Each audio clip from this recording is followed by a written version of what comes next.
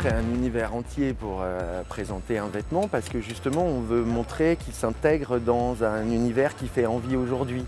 Une image de femme qui va donner envie aux femmes qui lisent le magazine, qui voient le défilé ou enfin bon bref, qui tombent sur cette image de femme, vont se dire « Ah ça m'interpelle, j'ai envie de lui ressembler » ou elle me fait rêver, elle titille mon imagination et cette image me donne envie d'aller chercher cette robe parce qu'elle vous irait trop bien. De rencontrer plusieurs milieux, quand je fais de la pub, quand je fais de la vraie mode avec Paul & Joe, que je fais de la femme chez Paul & Joe ou que je fais de l'homme chez Paul & Joe, c'est pas pareil, c'est vachement intéressant.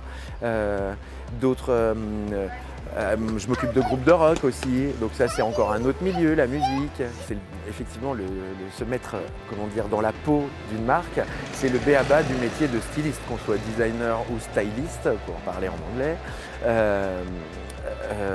On va pas arriver et faire du Chanel chez quelqu'un d'autre, chez Dior. Voilà, ce serait bête, c'est pas le sujet.